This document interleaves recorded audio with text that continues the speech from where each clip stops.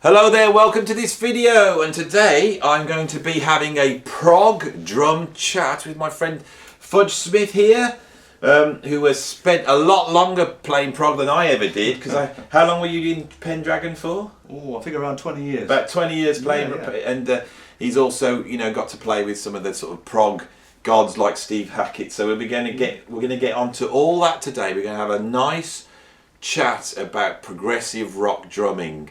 And it won't just be about what we're doing, we're going to get into all our heroes. So if you want to hear us talking about all the drummers we love, all those people, and the ones we don't love so much maybe, who knows. But that's what we're going to be doing today. So before we kick off, FUDGE, give us a little rundown of how you started drumming and how you ended up playing prog, because it's a curse, isn't it? How did you end up? It's a curse. You love it, hate it. It's the kind of... It's the Marmite, isn't it? Yeah, it's the Marmite of music. How did we get into it? How did we get into prog? I'm going to have to reference you a little bit on this. I think we start. It's a type of sound that you like. Yeah, that's what it's about. And it was kind of, I think, back in the 70s, late 70s, we had the punk going on, and I used to go around my friend's house. I suppose I was probably at late primary school, start of secondary school at the time. I used to go around to his house, and he'd have Sex Pistols on and all that kind of music. So it was punk that first that was a thing that was... That was the era that you came up in. That's punk. right, it was sort of the late 70s. Yeah. I think it was the first music that, when you're of that age and you start listening to music, that was the first type of music I remember listening to. And it was all really fashionable to be into that at the time, and everybody was wearing black dustbin bags, and they had nappy pins through their nose and this kind of thing. And I thought, yeah, this is okay. So I used to go around and listen to the Sex Pistols around at Jamie's house, and then I used to go back to my house and get out Jeff Love's big movie themes. This is where we both started off with the Jeff Love albums, didn't we? And I'll tell you another guy, if Rob Reed's watching, I didn't know this until I was working with Rob Reed, and I said, how did you get into prog? He goes, said Jeff Love's great. I don't know, it wasn't the same one I had, it was the war movie themes for me. I remember the war. Yeah, and so that was very important. Those albums are very important. I think if you weren't fully going towards classical music, you wanted classical music with some... with like a bit of drumming on it and a bit of those albums were pretty... Yeah, you had the big string sections. Yeah. I love the warmth of the string section with the backbeat. Yeah. And the kind of and the melody lines, because it was all instrumental as well, all of that. So did you like instrumental music as well? Yeah, I didn't know at the time. I just something about it you liked. I didn't sort of analyse it and go, I love the melodies, I like the way it sounds, the big string sections, the backbeat. Yeah. So when I discovered the prog thing, I went, yes, and it was, looking back on it, was it yes? Thing. What was the first prog band you heard? It was Rush. Rush? It was Rush. The Great Gate. So was that coming from the heavy metal thing? Were you sort of did you go through that? Because after punk you had that new wave of British heavy metal, and you're roughly the same age as me, and it suddenly, for me, it was bands like Iron Maiden and Def Leppard and Angel Witch, Yeah. And on the list, when I saw my mates' patches on the back of their denim jackets, one of them was Rush. Yeah, I had my mother sew my patches on the back of my denim jacket, to be absolutely fair. Yeah, it was. We had a school band. I think many people went through the school band thing. And we had one guitarist was into rock, and one guitarist was into what would have been punk, new wave. Yeah. So I kind of go around to one guy's house and we'd listen to all that kind of stuff. What it was at the time. White Snake and Motorhead, and there was a whole The Cure. The Cure. Oh, he was one of those. It was moving forward a little bit. It was The Cure, and then the other guy would be into Colosseum 2 and Gary Moore in the early days. So I used to it was like, as we grew up through school, it was, do I like the Cure type stuff, or do I like the Gary Moore stuff? And I kind of wound up siding with the rock stuff. But the first taste of that was going around to the bass player's house in the school band, and he had this poster on his wall, these coloured pyramids. I thought, that was pretty good. And then he had this album it was All the World's a Stage. Yeah, and I picked it up, and I think before I heard the drum solo, I looked at that and I went, that drum kit's incredible. Who is this? What is this?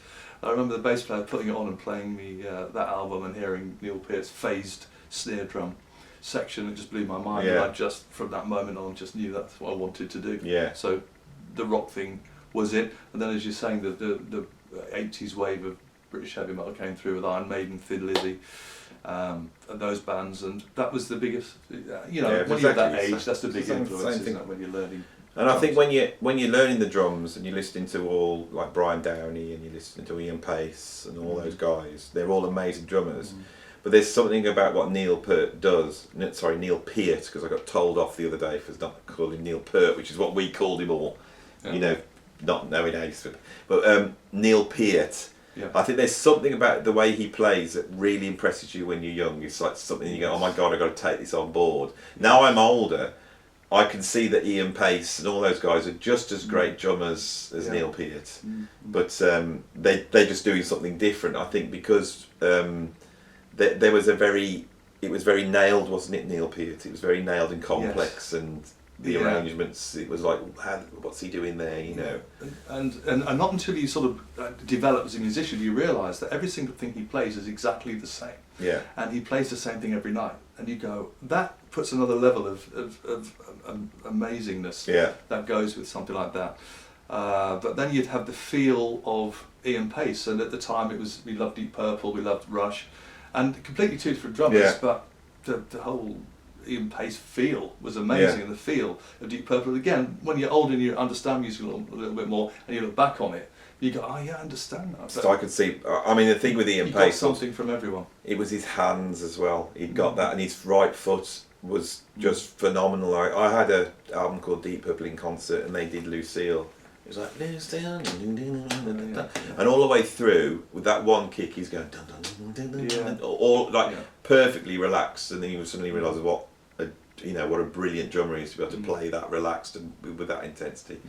You mentioned Colosseum 2. Now, this is really interesting for me, and I feel like I haven't covered Colosseum 1 or Colosseum 2 on my channel enough. Right.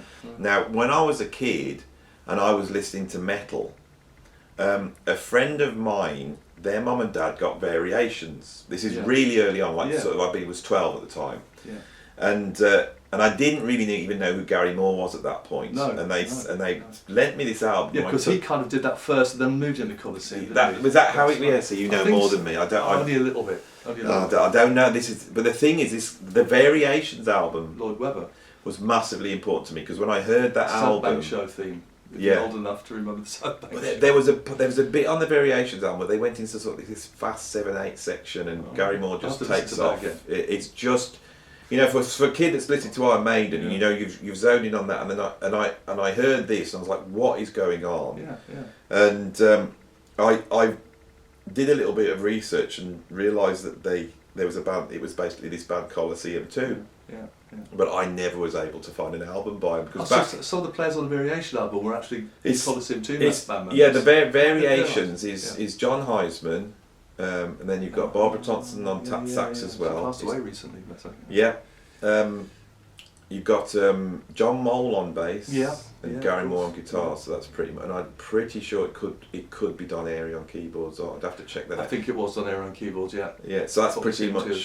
So I'm pretty sure that the Variations album is to all extent, to all extents and purposes a Colosseum 2 album. I didn't start paying attention to band members until I got to the Colosseum 2. I didn't step back to see who did Variations, but was aware of it. So I managed to. My mate had a copy of, is it Electric Savage? But that was the first time. And there was. You listen to the album now. I mean, the production on this album was great. It's so clean, and I always think Heisman's a bit underrated. I think you listen to him now. I put an album on last week and started listening to it. I thought, this just sounds great. It's just so accurate and so clean, and the drum sounds great. And again, at that age, I think when you're learning, you get the kind of Neil Pearts, you get the John Heismans, and you get the time signatures where you can actually sort of understand them. You got the melody, so it's a nice sort of self-training introduction to sort of odd times, because it's quite obvious with the melody on how to play them. And as you kind of go forward and you're more able to kind of do the math side of it, you could then sort of enlarge on that theme. But it's a great introduction to odd times, I think. Russian Colosseum. I without a doubt. And I think they especially Neil Peart, he really spells out the time signatures, which some people are going, oh, you're criticising him. I'm not. It's like No. Joe Morello does the same thing on Take 5. Yeah. You know, if you're going to be successful and use on time signature, you need to spell them out. The last thing you want to be doing is like Vinnie Collier to just weave in the thing because people won't get it. You know, That comes next. Yeah.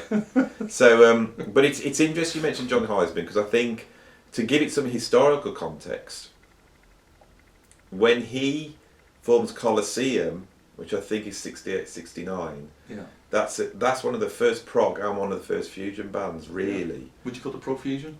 I think that this is the thing when you go back to the beginning of because you're prog. sort of into the soft machine. Yeah, this is it. Era, aren't you? That area. Yeah.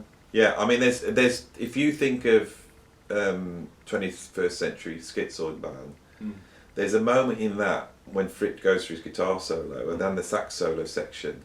That's also proto fusion as well. It's full. If you think about that 69, no one's playing like that. So the prog and fusion really is quite close together. Yeah. Because Fripp was doing the David Bowie stuff as well. I don't know what else he did outside King Crimson, but if he's kind of almost like a session guy as well. But what happened with Fripp is that he ran King Crimson up until 1974, and then he actually disappears at that point, and he joined a sort of educational commune run by a guy called J.G. Bennett. Right. And which studied the Gurdjieffian mystical techniques. If you look at I've got all my books on Gurdjieff up there. So I was like on the top on the right. I was a bit of a Gurdjieffian, and from 74 to around about 76, 77, he's studying that stuff. And when he came back in 77, he comes back as a sort of gun for hire, and he plays. I mean, he plays for Bowie. He also plays for Blondie at one point, and he goes into a very strange territory after that. But I never knew that. But I'm glad we've been able to mention, sort of John Heisman as a very. I think he's a really underrated drummer. Yeah, and I think he's for the sort of 70s classic era, his technique was phenomenal. I think he was up there with anybody else on the list. Precision stuff. Yeah, he absolutely was. Yeah, I went to a couple of drum clinics. We talked about drum clinics earlier, and the Ted McKenna, John Heisman, Ian Pace. I used to go to those clinics and watch them play, and absolutely incredible. They used to stand behind the kit after the drum clinic and just hit the snare drum, and you go, doesn't sound the same when I hit it. Yeah, exactly. It's that kind of thing, Yeah. It's the animal behind the kit. It's that. Yeah, so it brings the sounds out of the drums. Yeah, people don't realise that is that the sound of the drums is in your hands. I've got to say that when I saw you play with Rain, Andy came on and did a great. Andy, the other Andy. Andrew Booker. Yeah. Andrew Booker came on and did a great gig. Then I didn't realise you weren't playing, and then you came on and did that one song. And suddenly I just went, the drums sound great. It's just because you're playing them and it just takes it, and it's your sound and you're tuning your kits, But yeah, it is the. It's in your hands, and I'll tell you something that I learned. Rich is the same. Yeah, this is something that because I've played. I've tapped Neil Peart's kit. I've played Terry Bozzio's kit. I've played Greg Bisnett's kit. I've played Thomas Lane. I've sat when I was doing the clinics. I'd sat and played all different drummers, and you realise when you play them, you think you're going to sound like them. I mean, I can remember. There's just one little Neil Peart video clip where it's an open air festival he's playing. He's got some kids sitting cross-legged on the floor in front of his kit. Have you seen this? No. Check this out, because it's literally some guy's got just a handy cam. And when he plays, he absolutely belts the crap out of the kit. Really sits there and plays it. Look for that, because it's something. If you watch all the Neil Peart Rush videos, but that one thing where he's doing this little thing, you really see him play for how he plays. You know what I mean? I think with Neil Peart that he later on he went and got lessons off Freddie Studer, and I never thought he was as good afterwards. Because I also there's another theory of why. I know. But then from his point of view, I do get it, because when you're watching that person play, you're going, that's amazing. The person playing doesn't get the same feeling. He or she is kind of going, well, I do this, and how can I better myself? So I can see it from Neil Peart's perspective. And if he could get into something that gives him something that he thinks is enhancing what he does, which to us is godly already. But it's wonderful that he was continually pushing forward, and he wanted to improve, and he seemed like a real humble guy.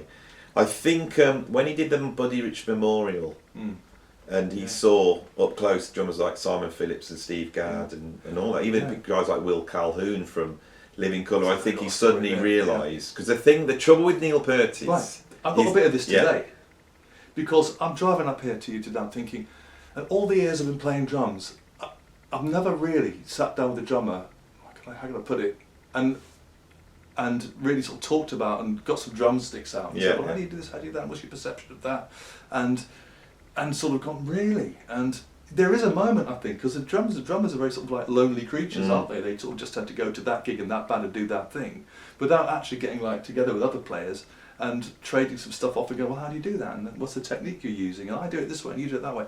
I think that's something that I was looking forward to doing today, a little bit of get some wood in your hands and have a kind of go. It would have been pretty good. But yeah, I can imagine that enlightening thing when you're around other players, Yeah, well, when I was lucky, because I did the clinics, I was hanging out there. Suddenly, I met loads of other drummers, and to start off with, that's quite intimidating, because when you start to realise that everybody can do stuff that you can't do, and this is the whole thing that I'm in the business of creating on this channel top 10 drummers and this and that. I mean, it's just not true, It's like there's a whole ton of guys whose immense talent is that they don't really stick out. They haven't got an individual sound. They're session drummers. They can turn up and play, and you don't hear them coming out of the mix. They sit back into the music. And then there's other guys like someone like Bill Bruford or Billy Cobham that as soon as they play, you go, oh my God, that's Bill Bruford, and you can recognise that. And so that shows you straight away that there's no best or worst. There's just people do different stuff, and so when I was doing drum clinics and meeting lots of different drummers, I would do like drum festivals, and there'd be, Terry Bozzio, and then you'd have, Jimmy Chamberlain from Smashing Pumpkins, and have Greg Bissonette, who's like a session guy, and then you'd have Kenny Aronoff, and he'd be like another session guy. But Greg and Kenny are different, when you see what they do, you could see, all the different skills they've got, and then you start to relax and think, well, all I need to do is just carry on doing what I like That's doing. interesting. I can see how your mind would come round to that after seeing the greatest and all the people you've admired and think, well, I kind of do what I do and they do what they do.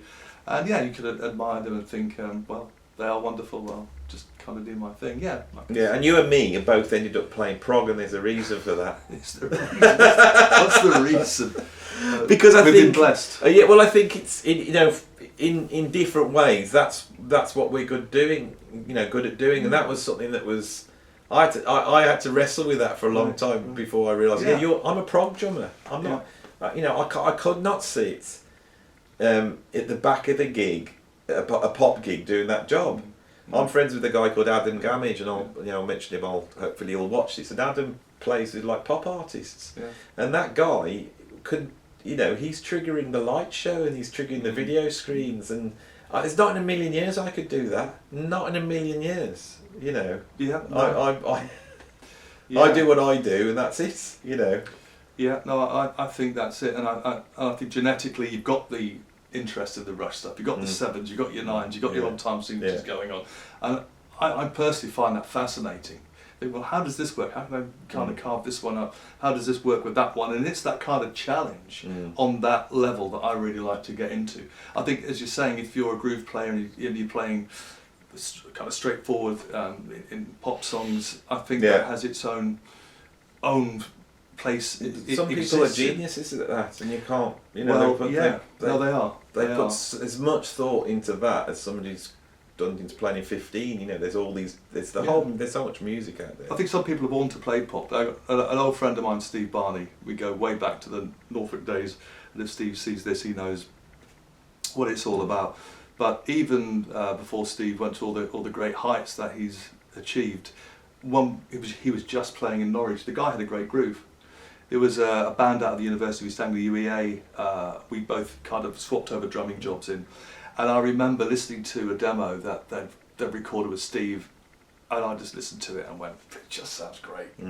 you know. And I'm sure Steve practices really hard, but I think Steve could literally pick up a pair of sticks and play, and it would just sound great. Yeah, and but he's a prog fan though, isn't he?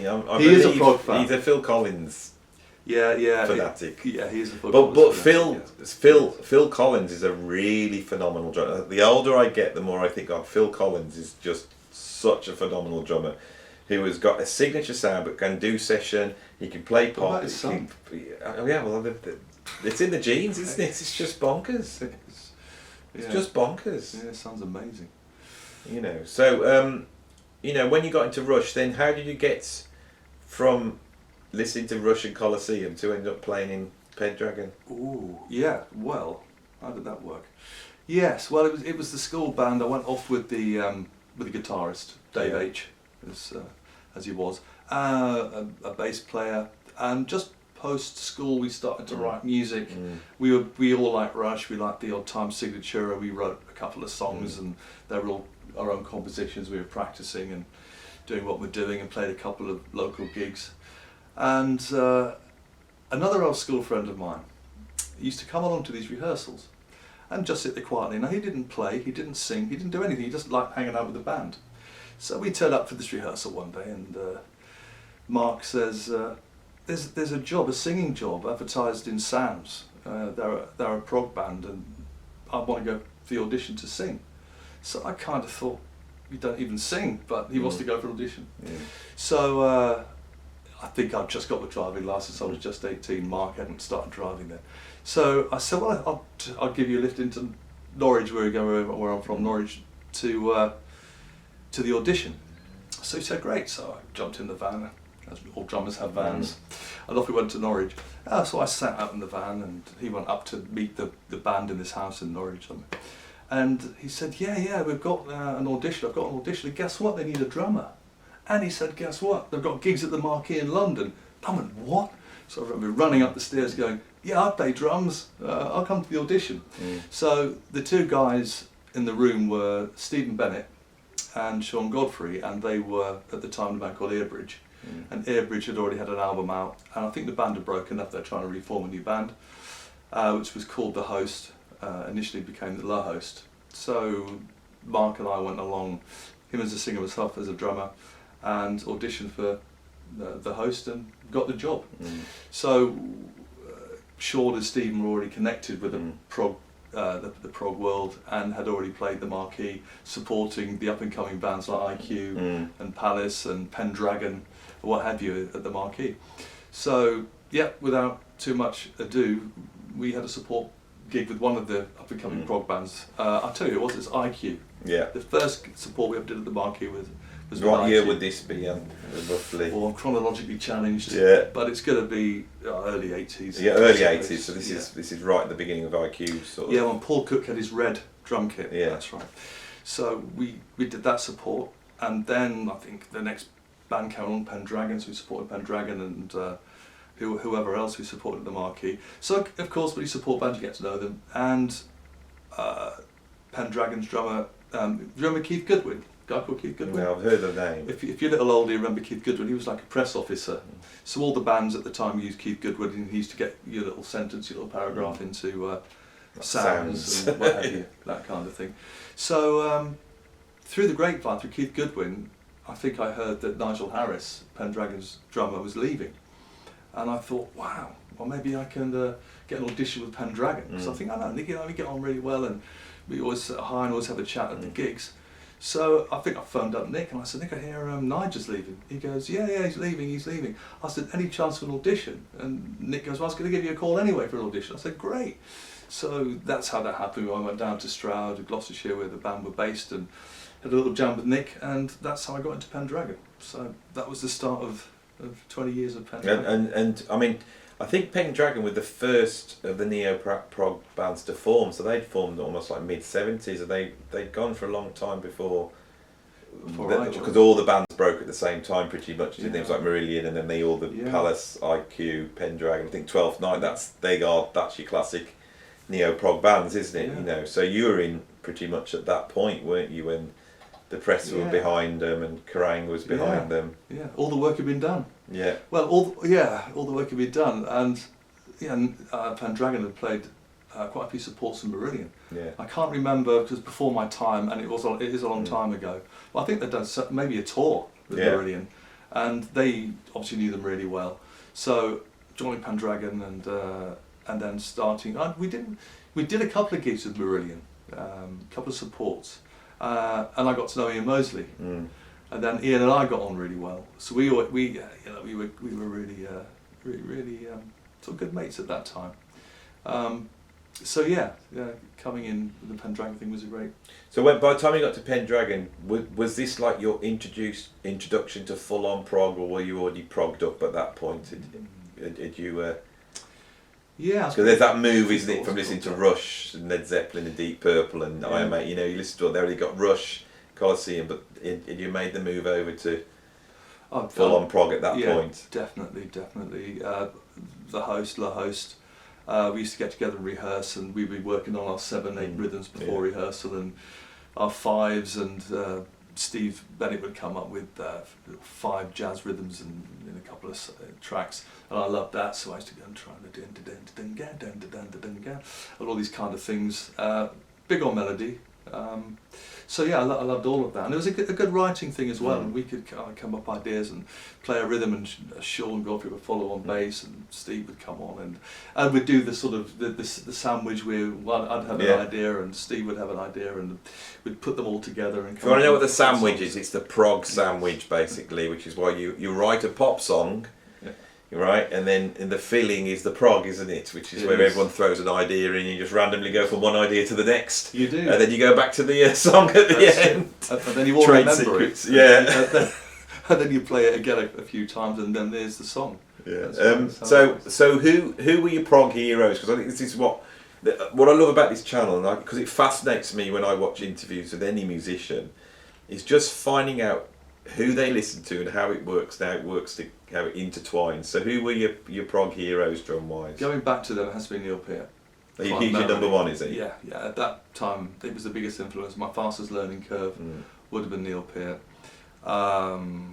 We mentioned earlier people like Ian Pace and John Heisman, Colosseum, big influence again with those old time signatures. So it was that kind of. Yeah, I mean, Nico McBrain, even Status Quo, John Coughlin. I mean, he plays a mean groove, probably one of the best groove players ever. Do you know, I could never work out when I was a kid listening to Status Quo how the hi-hat went ch, ch. I was thinking, how does he do that? I didn't know at the time. Yeah. Anyway, I shouldn't say things like that, but definitely Neil Peart. Then I think I heard Jeff Beck there and back, Simon Phillips, which for me was the next sort of, I don't know, it's a personal view, but at the next level. Without a doubt. And a new place to go. And well, I can remember when I first heard Simon Phillips, that it was Michael Schenker. For me, it was Michael Schenker, Michael Schenker group, Into the Arena, I think. I've got to get this out there because this has been on my mind for like decades. We'll have a Simon Phillips chat. We're going to have a Simon Phillips chat, everybody. So here we go. Here we go, Simon. Here we go. I think Into the Arena is the seminal Simon Phillips track. I'm sure Mr. Phillips would not agree with that. But it was that bass solo where and to this day, I don't know what he plays. I don't want to have a word of you. There's a couple of things and questions I want to ask you about. How does this guy play this? The bass solo in Into the Arena, bom, bom, bom, bom, bom, bom, bom, bom, something like that. It's like a 12/8 thing. Mr. Phillips is going double strokes. It's like he's kind of playing, but that doubles, and it's absolutely pristinely clean. It's wonderful, and then goes off into triplets and open hi-hats on the triplet, and the way he phrases that track, and it could just be, it could be played in a very classic rock way, which I think it has been since. But the way that Mr. Phillips captured that song on that album is probably one of my favourite tracks of all time, and to this day, you ever get that feeling you just need to hear that track? Sometimes I just go, I've got to hear that track. When I was a kid, and we're going right back to before I knew prog or fusion, and I was into new wave British heavy metal, I went and bought my first Judas Priest album, that was Sin After Sin, and this ruined Judas Priest for me because it's the only album with Simon Phillips on, and I can remember thinking, well, that's like the best metal drumming ever, basically. Dissidence Aggressor. Yeah. That drumming on there, Yeah, and that fill, and the double bass drums. It's just there's nobody had ever played any as good as metal drums as that. And then years later, Simon Phillips cropped up. I'll tell you what, the second time he blew me away, because I knew him from Judas Priest, and then Pete Townsend was on the Tube, and he did the track Give Blood, and Simon Phillips, and I saw Simon Phillips then playing, and that was just again incredible. He's just. Simon Phillips has got a feel on the drums which is just absolute perfection. There's that explosive energy as well. Dave Weckl, God, amazing, super slick. The way he plays, the way he looks, and the sounds and the cymbals and the choice of everything is just, as we all know. But super slick, and I could watch it for slickness.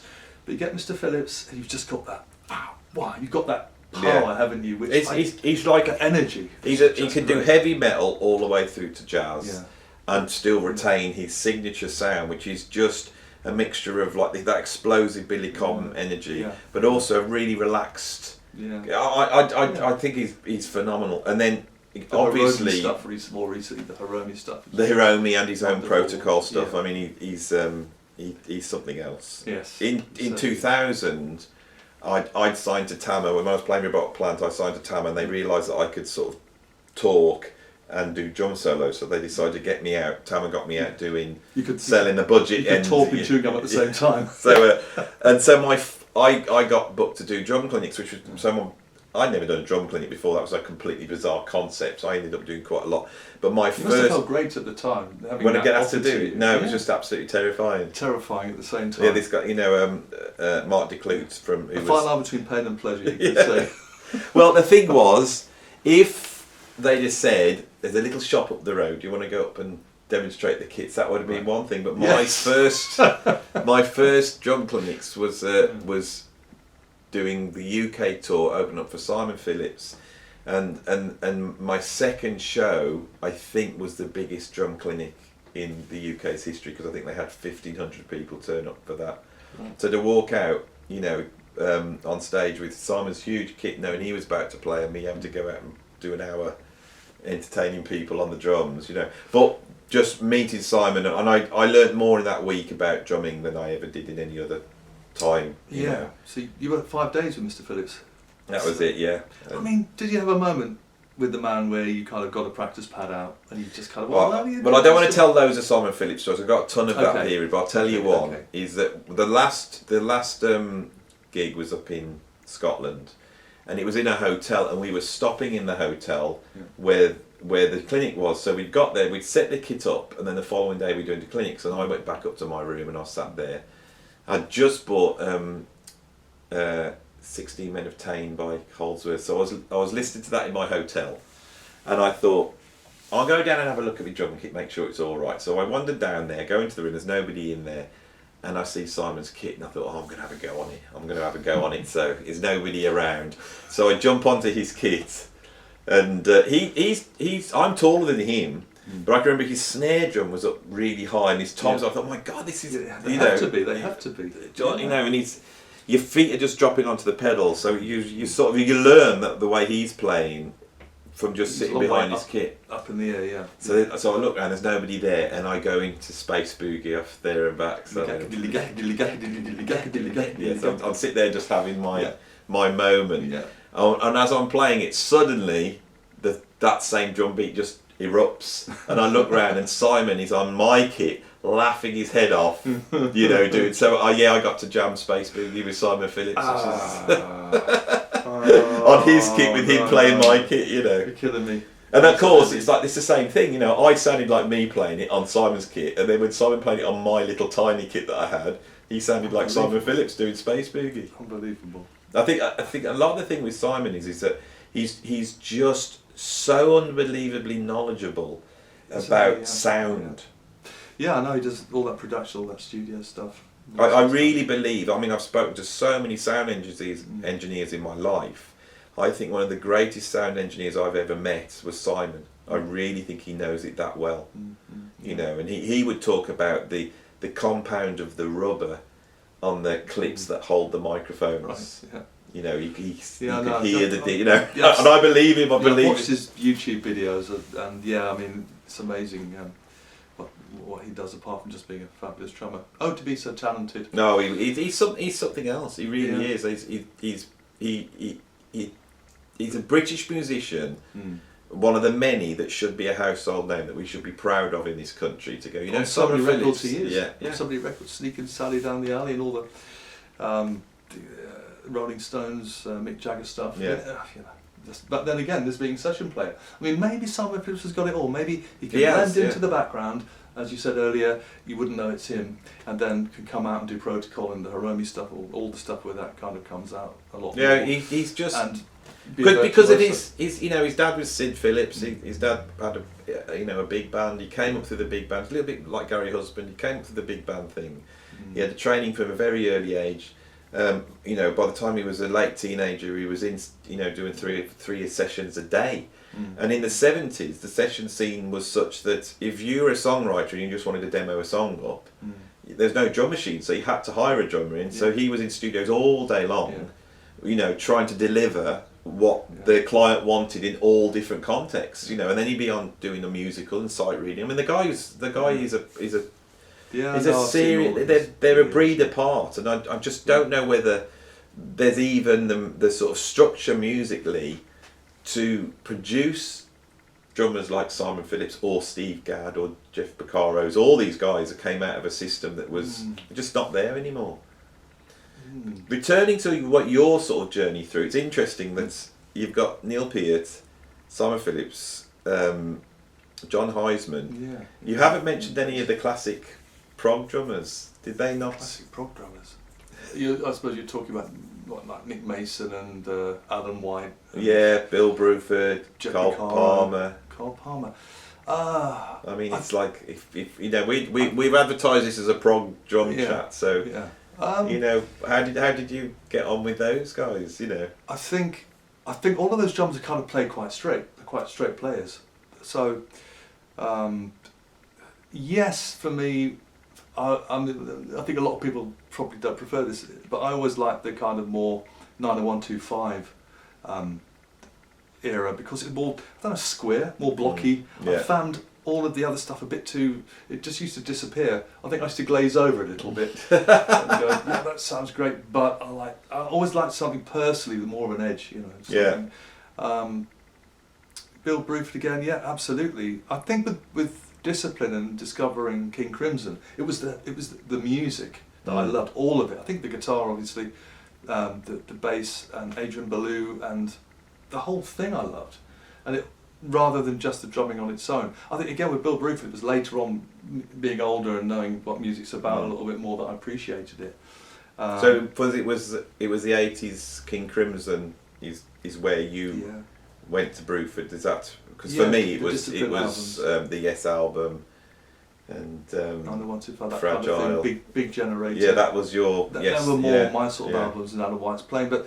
Alan White, I think it was the Yoko Ono stuff he played on, your blues, and that where I really like Alan White's drumming. Discovered him, which was kind of way back when I was at school and listening to the friend of mine's music.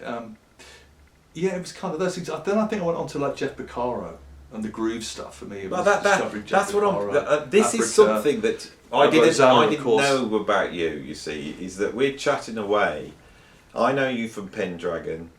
And so I'm thinking this guy's going to be a prog drummer and he's going to have listened to, you know, Carl Palmer, and he'll be into like. You talk about this earlier, and you're not, and this is what the fans don't understand. Fanfare for a Common Man. Yeah. I mean, again, it's going back to the big movie things.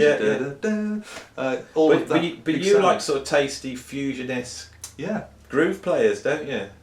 Is that true? Yeah, kind of. Depends what if they're playing in tasty groovy bands, fusion bands. Yes, but.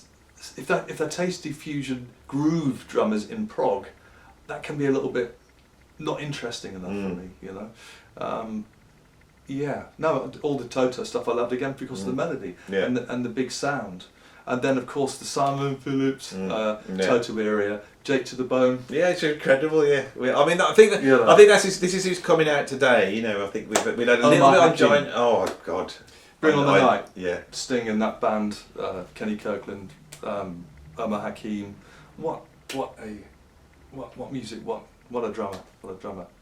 the start of that documentary that they made about Bring on the Night. Yeah, that was with the helicopter that comes flying into the chateau, and as they get closer, going through the chateau with the band, it gets louder and louder. Yeah. I just remember when that camera and all playing. There's Omar, wow! You just go, I want to be Omar Hakim today, and then you follow that sort of fusion drummer and that kind of thing, and with the violin guy that played all French violinist Omar Hakim did a lot of work with. Ponty, Jean-Luc Ponty. And listening to those albums as well, and that electric violin, and Omar Hakim playing. So I love that stuff, probably more than the prog stuff. Yeah, that's really interesting. So when you were playing that before, but now that's really interesting. Because the thing is, I think so often when you get into a prog band, you realise that the reason they're a prog band is that everybody's got a set of influences that goes beyond prog, and it's the way they've all been brought in together. Often the drummers don't actually line up with the kind of music you like to play. Yeah. It doesn't necessarily, also I'm thinking about it, follow that natural conclusion that you like the drummer in the band because of X, Y and Z. Yeah, it doesn't. You see, whereas me, I really was a huge prog fan, so it's Phil Collins and Bruford, right, just what you're saying, and people like Pierre Moulin and who would be all the big influences on me prog-wise, like John Weathers from Gentle Giant,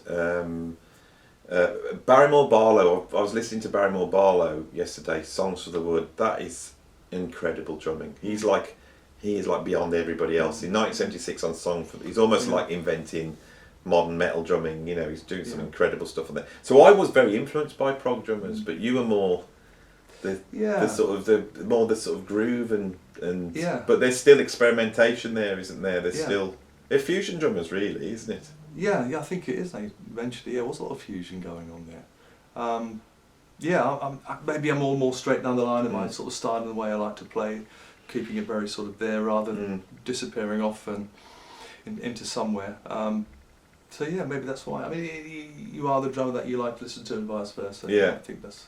So what about drummers around sort of now, and by now, because we're older guys, we're going to be talking the last 20, 30 years. So, I know. I mean, just before the camera turned on, we were chatting about Gavin Harrison, weren't we? Yeah, and both have a massive influence on absolutely. our approaches, I think. Yeah, completely. I mean, as far as written drums go, the Rhythm magazine back in the day, reading Gavin's sections, he wrote there the concept of the displacement. The beat not starting on one, hearing a track where you think that's one but it isn't. That really took my imagination off into a direction. Trying to work through his teachings in Rhythmic Illusions. Rhythmic Illusions. Yeah, so Gavin, for those of you who don't know, say that aren't in the UK.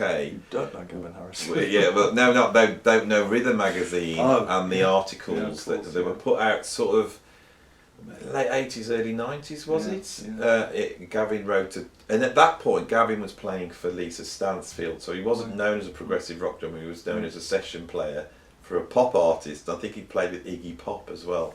That was his 2 gigs, and he did this thing called Rhythmic Illusions, and I can remember what came out of that is what I learned from that was there was more than just odd time signatures when it came to weird rhythms. You know, there was displacement and what became known as overriding, which Neil Peart would do, where you'd have sort of a 4 pulse going through it. And I think it was again at the next stage up for Neil Peart, wasn't it? Because you had your 7s, your classic, you could count through and you put your beats here and there. Then Gavin Harrison came along with, hey, it's actually in 4, but it sounds like it's in something else. And it was a sort of, again, the next place to go with odd times. Which to this day, I think that's why Gavin is so amazing, because the concept of what he does is just a conceptual man. Yeah, incredible. But Gavin is, to me, is a product of his influence would be Steve Gadd and Steve Johnson from Japan. That's what I hear. He's got those 2 approaches. He's what I call a cool player. I was always a hot player. I always wanted to sound like explosive, like Simon Phillips or Billy Cobham. On Tuesday, my approach is pretty much the same. It was always the energy. I wanted to play, with Gavin, it's all under control.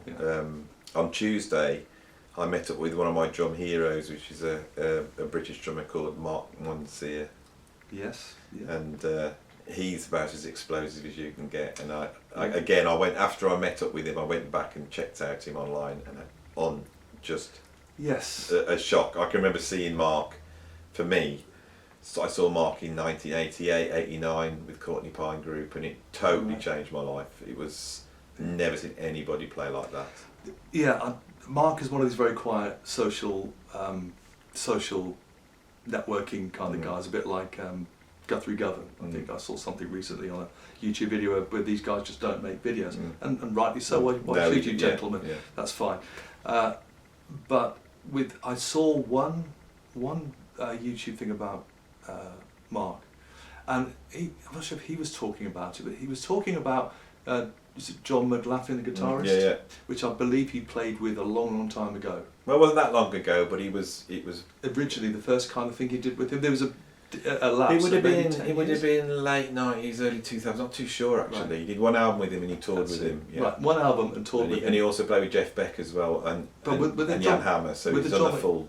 The John McLaughlin thing. There's a new. Recently, he's done some work with him, hasn't he? Yeah. And I one sentence that Mr. Muncier said was, "Yeah, when he offered the gig or the gig came up, he said." Someone said, "Did you have to rehearse?" And this and that. And Mark said, "No, I could remember all the melodies from 10 years ago." So I just thought to myself, my perception was maybe this guy's Mark Muncier has this sort of like melody photographic memory. Yeah, he could just and I tell you, remember. Yeah, what a gift! Well, this is something that really incredible musicians have. When I met Mark the other day, I'll tell me one story that we were chatting about. He said to me that he's almost has. Well, it's like perfect pitch in terms of rhythm. And we started to talk about Celestial Terrestrial Commuters by the Mahavishnu Orchestra, which is in 1916. And Mark turned around to me and said, "Have you ever noticed there's a bar of 9/8 in there?" And I went, "No." And he went, and then he sang it through, and I went, "Oh my God!" He goes, "That one bar's in 9/8." I said, "How do you know that?" And he says, for him, when he's listening to it, as soon as that 9/8 bar comes out, a light bulb comes on. Hello, that wasn't 1916. Yeah, that was 9/8. That's how some people's brains are wired. I've got to say, I did an audition with his brother. Michael Mondesir, another incredible player. Yes, it is an album you may or may not be aware of it. What's the guy's name? Scottish guitarist. It was called Guitar Stories. Is it Keith Moore? Keith Moore Guitar Stories. Okay. Believe it or not, I went for an audition to play drums for some live gigs with Keith Moore Guitar Stories. Well, I can tell you now, I think this sums up Mark Muncier. He could probably remember every single melody. Obviously, he remembers every single melody on the album, and I just don't have that facility to do that. Each melody kind of sounded like the last one. I just didn't kind of get the melodies in my head as Mark Muncier has. And I think after looking at that little YouTube video where that's mentioned about the John McLaughlin thing and him playing on that album, I went to see him play at the old Royal Standard in Walthamstow. So we played there, brother and Mark on the drums and bass, and just amazed by it. Yeah, so putting those two together, he's got an amazing ability to remember melody, and that's what makes him so amazing. Yeah, he's something else. Absolutely. And I do want to say that for those of you who don't know Keith Moore is one of the greatest guitarists that's come out of the UK. He's not well at the moment. Yeah, he's not very well at the moment. And Keith, if you're watching this, we send all our best to you, and I hope you're doing okay. And of course, Mark's not been well, so Keith. I think this is what I love to do on this channel, is if you could just mention certain players, and if you're a guitarist out there and you want to hear some mind-blowing guitar playing, go and check out Keith Moore, because he is something else, isn't he? Absolutely, yeah. A composer. I think he's also an artist as well. Yeah, does great artwork and an engineer and producer. Yeah, absolutely. Yeah. So it's interesting. Who else on the scene? These days, so many. I watch so many. The chap in Animals as Leaders, Matt Garsker. I saw him doing a YouTube video with his pen, writing up all these notes. Incredible. Tony Royster Jr. Yeah. What do you say? Incredible. The Tony Royster Jr. thing, sometimes my drum kit's old. I've got another drum kit. Okay, this is how I compare myself to Tony Royster Jr. with my little inner sense of humour. So my drum kit's quite old, and you could get a new kit with this and that, and a DW kit or whatever it is. But I kind of keep going with my old drum kit, and I kind of keep playing. And I remember watching Tony Royster Jr. do the Zildjian Scholarship video on a plastic bucket. Now that video ain't on YouTube anymore. No. I've looked for that video. Maybe Mr. Royster's taken it down. But I've never heard a plastic bucket sound so damn good. So every time I get my kit out, I think, yeah, okay. I just think, well, if Mr. Royster can make a plastic bucket sound that good at that Zildjian Scholarship performance, this kit can't be too bad. Yeah, incredible. I think we're definitely in the last bit of this video now, and I think this has been nice because we've looked at formative influences, we've talked about our prog influences, and now talking about modern drummers and new drummers. When lockdown happened, I thought, well, I haven't really worked on any new stuff for years. Right. You know, I do some practice, and I picked Matt Garsker because I'd never really listened to him, and when I got deep into what he was doing, I was shocked at what he was doing. It was just absolutely bonkers, and I thought, I'll pick one bar that he does, and I'll nail it. And it took me about a week to nail one bar, which was where he was going. He was going like he was playing fives. So he's going 1, 2, 3, 4, 5. So 1, 2, 3, 4, 5, 1, 2, 3, 4. But he was doing that in 4/4. So you had like. Oh yeah. Right. Like that. Yeah. And that there took me about a week to be able to nail it. It was completely alien to how I play. Nothing that I could do related to it. I realised I was an old. I got chops, but my way of thinking of the drums, which had come from my heroes, these new drummers are thinking, because it's two things. One is they've come through extreme metal, you know, so there's like this sort of this crotchet going with their right hand. Yeah. And the other thing is they've listened to loads of electronic music, EDM, drum and bass. Exactly, and you are from your time. And there's a whole bunch of drummers I really...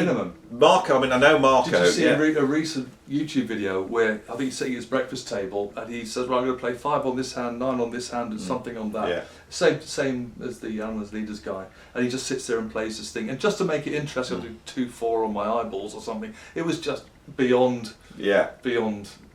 It's in a new place. And well, again, if watchers of this channel, if you scan back to my videos in lockdown, you can see a video where I try and just explain the basis of that. He's doing 7 in one hand and 5 in the other, and I just try and explain the basis of it, because again, the lockdown was the last time I nailed that. You know, I tried to nail that, but it's quite daunting and quite depressing now, because the level of drumming has gone up to such a high level now, it has. and I think it's quite hard to deal with that. I'm pretty sure I enjoy watching it, yeah, because when you drum, you understand what's going on. At least you can appreciate it and go, that is something else. You really understand what they're doing, and you really appreciate what they're doing. And I think that's something I really get a lot from drumming. It's just watching these new guys going and taking it off in this conceptual way, and all these different hands doing different things at different times. It's I have decided to try and take from it what I can, but also at my age to go, well, Andy, that's what you do. Yeah. And I don't think Steve Gadd's at home worrying about what he does, because he does what he does now. He's not thinking. You were saying that earlier on when you did the Simon Phillips tour and you did the Griff Bissonette stuff and you saw all these great players. Can you imagine what it must have been like being there with that lot? And you go, this is kind of what I do. And you got that early on, so I mean that's. I think, but you've got to do it. You've got to come back into it over and over again. You know, kids. Steve Jordan. There's something else. Now that's quite kind of good. Watching some Steve Jordan stuff, and I wasn't really into.